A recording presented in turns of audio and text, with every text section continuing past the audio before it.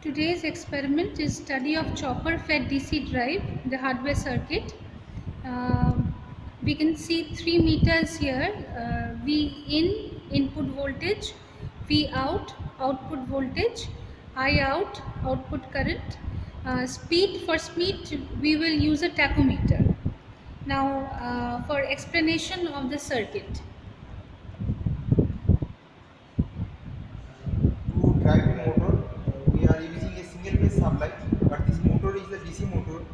So to get DC output voltage, we use a single phase bridge rectifier here. This is the single phase supply. From the single phase supply, by using a uncontrolled bridge rectifier, the DC voltage is rectified from the AC, but there is so many ripples. To eliminate the ripple and to improve the motor performance, we use a capacitor based filter. This filter should eliminate the ripple from the output voltage. The motor should drive, but to control the DC output voltage, we are using a chopper circuit. This chopper circuit is basically built by using a MOSFET, and the MOSFET control is done by the control circuit. And to protect the motor from overload current, we use output current sensor. This is basically Hall effect current sensor. From that, the current signal we should operate the current signal as a voltage signal. For that, output current is converted to DC voltage, because we are operating the total control signal by using DC voltage. And this is the pulse generator circuit. To control a chopper, we need a pulse generator, and by changing the width of the pulse, the chopper output voltage should be controlled. This is the control diagram. For controlling the output voltage, we use a ramp signal. This signal's frequency can be changed by a frequency generator. We should discuss about it later. And to control the width of the pulse, we are using a speed reference. It is basically a DC voltage. The value of the DC voltage can be changed by a variable resistor. So this is the dotted line which the motor is operating, but we can change, increase the DC speed reference, or we can decrease also. For that, we compare with a comparator with the ramp signal.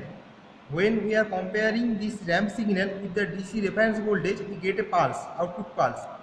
Where the ramp signal voltage is more than the reference voltage, then a pulse will be generated. Otherwise, in that case, we don't get any output voltage of the comparator. So that we can get a PWM output voltage, but if we decrease the speed reference, then the width of the PWM should be increased and motor input voltage should be increased.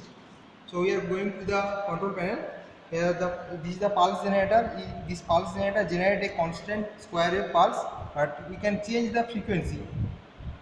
This pulse generator frequency have 50% duty cycle, but we can change the frequency by frequency adjust. After that frequency adjust, we consider that as a chopping frequency. This is basically a square wave. The square wave is converted to a ramp signal, means like a triangular wave. It is converted by an integrator circuit, and after the integrator, we can consider that as a PWM signal, and from a start-stop command, a speed reference should be generated. When the motor operator stop command, speed references should be high voltage, means more than the ramp signal. So no pulse should be generated, and at the when start command is generated, then speed reference should be at 0 when the speed is at minimum level. But by increasing the speed limit, the speed reference voltage should be changed.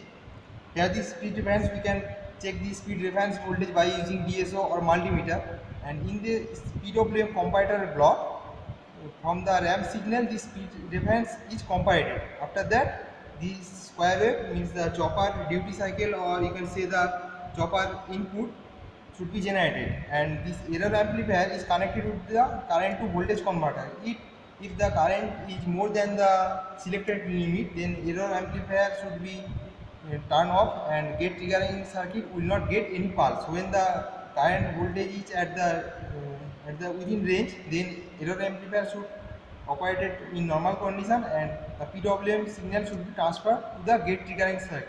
We cannot trigger the gate of the MOSFET directly. So we use a gate triggering circuit here, and this MOSFET is connected with a DC motor in series, and the field is directly connected to the main supply. This is our experiment. So Now what we will do, we will run the circuit and we will perform the experiment on no load.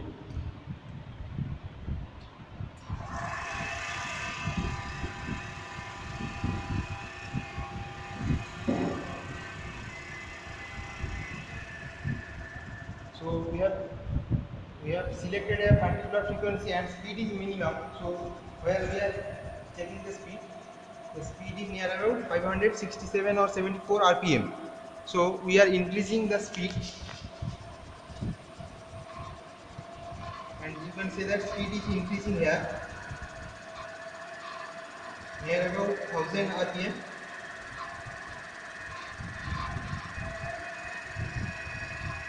So by changing the reference signal, speed of the motor is gradually increasing. It should be limited by a certain limit. And this is basically a 1500 RPM motor. The normal operating speed is near about 1.4 kilo RPM and 1400 RPM. The normal operating speed is near about 1400 RPM. We are getting 1820 because the motor is operating at no load. No load condition, we are getting high speed, and by varying the speed reference, we are varying the voltage, we are getting variable voltage which we are sensing by the speed sensor, by the tachometer.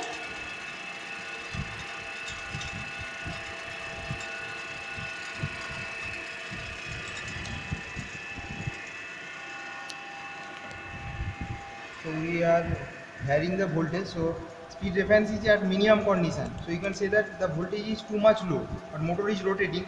When we are increasing the speed reference, output voltage is increasing. When in a DC motor, when input voltage of a motor increase, the speed of the motor should be increased and current should be increasing.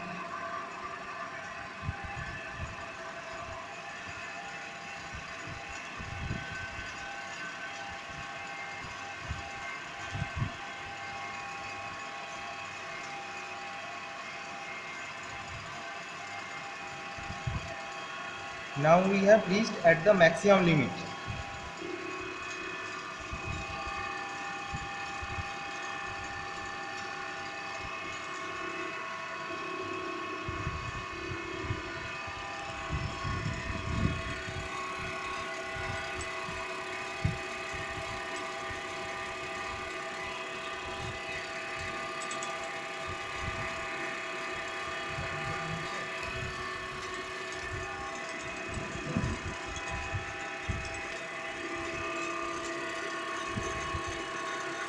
You can see the speed is 2039 RPM.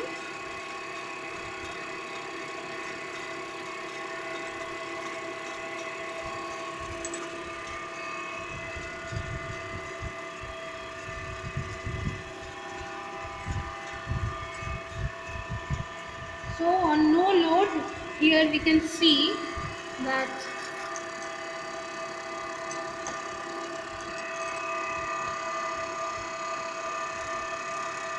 this is at 0 kg.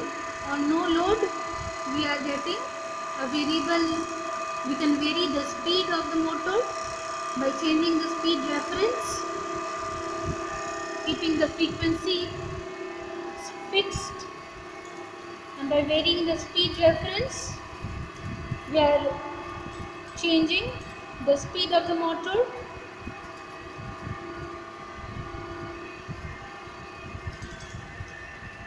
Now we are reducing the speed